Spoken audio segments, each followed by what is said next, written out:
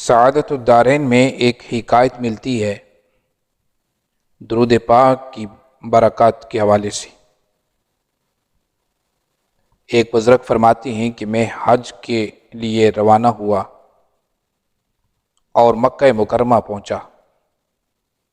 میں نے حج کی ادائیگی کے دوران ایک شخص کو دیکھا کہ وہ ہر جگہ پہ، ہر مقام پہ درود پاک ہی پڑھ رہا ہے۔ میں نے دیکھا کہ وہ طواف کے دوران بھی درود پڑھ رہا ہے۔ میں نے دیکھا کہ وہ سعی کے دوران بھی درود پاک پڑھ رہا ہے۔ کعبۃ اللہ کا طواف کرتا ہے تو درود پاک پڑھتا جا رہا ہے۔ صفا و مروہ کی سعی کر رہا ہے تو درود پاک پڑھ رہا ہے۔ مقام ابراہیم پہ کھڑا ہے تو درود پاک پڑھ رہا ہے۔ حتیم میں کھڑا ہے تو درود پاک پڑھ رہا ہے۔ میں نے ہر جگہ اس کو درود پڑھتے ہی دیکھا۔ بالآخر میں نے اس سے سوال کیا کہ اللہ کے بندے یہ بتا کہ ہر جگہ پہ تو درود ہی کیوں پڑھتا ہے، جبکہ یہاں ہر جگہ کی علیحدہ علیحدہ دعائیں ہیں، الگ دعائیں پڑھی جاتی ہیں، اور تو ہر جگہ پہ درود ہی پڑھتا جا رہا ہے، اس کی کیا وجہ ہے؟ اس شخص نے کہا کہ میں تو ہر جگہ پہ درود شریف ہی پڑھتا ہوں، اس لیے کہ درود کی جو برکت میں نے دیکھی ہے اس کے بعد میں ہر وقت درود ہی پڑھتا رہتا ہوں۔ آپ نے فرمایا، وہ بزرگ فرماتے ہیں، میں نے پوچھا یہ بتا کہ درود کی کیا برکت تو نے دیکھی؟ تو وہ کہنے لگا کہ میں جب حج کی نیت سے اپنے باپ کے ساتھ گھر سے نکلا، خراسان سے ہم چلے اور کوفہ پہنچے۔ کوفہ میں پہنچ کر میرے والد بیمار پڑ گئے، دوران سفر ہی بیمار پڑ گئے، اور بالآخر یہ بیماری طول پکڑ گئی، وہ ٹھیک نہ ہو سکے اور ان کا انتقال ہو گیا۔ میرے باپ کا انتقال ہو گیا، فوت ہو گیا۔ تو میں نے اپنے باپ کے چہرے پر کپڑا ڈال دیا اور چہرہ ڈھانپ کر میں بیٹھ گیا اور سوچنے لگا کہ سفر کی اس حالت میں کس کو بلاؤں، کون میری مدد کرے تجہیز و تکفین کے لیے اور کفنانے کے لیے، دفنانے کے لیے، جنازے کے لیے کس کو کہوں؟ ابھی اسی پریشانی میں تھا تو میں نے باپ کے چہرے کی طرف دیکھا، کپڑا اٹھا کر جو دیکھا تو میری چیخیں نکل گئی۔ میں نے دیکھا کہ میرے باپ کا چہرہ سیاہ ہو چکا تھا، اور میرے باپ کا چہرہ معاذ اللہ گدھے کا سا چہرہ ہو گیا تھا، گدھے کی صورت وہ چہرہ ہو گیا تھا۔ یہ دیکھ کر میں گھبرا گیا، پریشان ہو گیا، میں کانپ اٹھا، میرے رونگٹے کھڑے ہو گئے۔ میں پہلے ہی پریشان تھا، میری پریشانی اور بڑھ گئی۔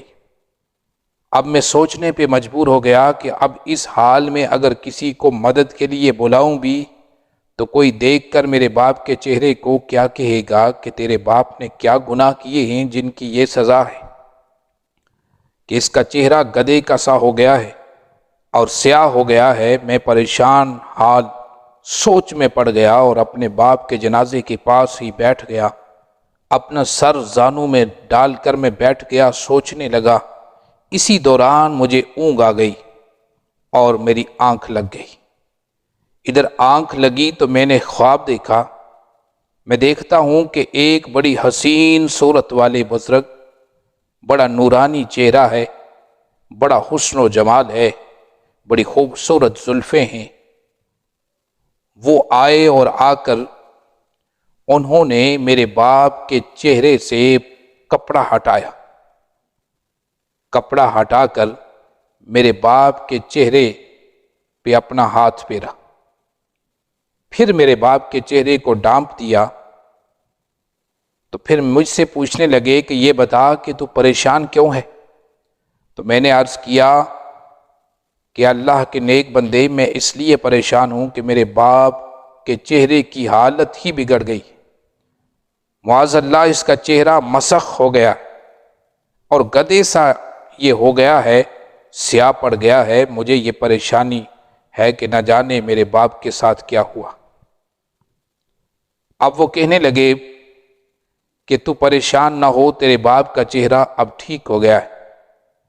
میں فوراً اٹھ کر اپنے باپ کے چہرے سے جو کپڑا اٹھایا تو میں نے دیکھا کہ میرے باپ کا چہرہ بالکل صحیح سلامت تھا اور 14ویں رات کے چاند کی طرح چمک رہا تھا۔ میں حیران ہو گیا، ابھی تو چہرہ مسخ ہو چکا تھا، ابھی چہرہ ٹھیک ہو گیا، وجہ کیا ہے، معاملہ کیا ہے؟ میں نے پوچھا، آپ کون ہیں اللہ کے نیک بندے؟ آپ نے یہ کرم کیا ہے اور یہ مجھ پہ مہربانی کی ہے، آپ نے یہ پریشانی ختم کی، آپ کون ہیں؟ تو آنے والے نے کہا کہ میں وہ ہوں جس پہ یہ درود پڑھا کرتا تھا، میں محمد صلی اللہ علیہ وسلم ہوں، میں تیرا نبی ہوں۔ اب یہ شخص کہتا ہے کہ میں نے حضور علیہ الصلوۃ والسلام کا دامن تھام لیا اور میں نے عرض کیا، حضور یا رسول اللہ صلی اللہ علیہ وسلم، یہ بتائیے کہ میرے باپ کا چہرہ کیوں بدل گیا تھا اور مسخ کیوں ہو گیا؟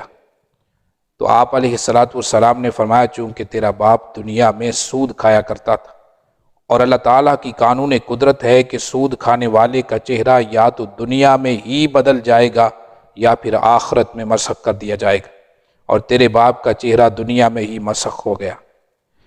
پھر میں نے عرض کیا کہ حضور یہ بتائیے کہ میرے باپ پہ یہ کرم کیسے ہوا، یہ ٹھیک کیسے ہوا؟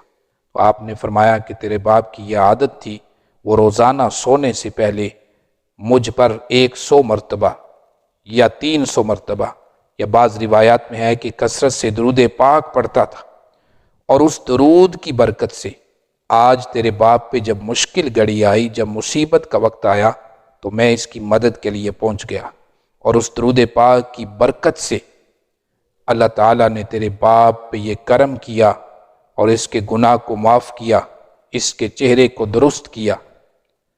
تو یہ درود پاک کی برکات ہیں کہ درود کی برکت سے اللہ تعالیٰ بڑی سے بڑی مشکل بھی دور کر دیتا ہے اور اپنا کرم کر دیتا ہے۔ درود پاک ایک بہترین وظیفہ ہے۔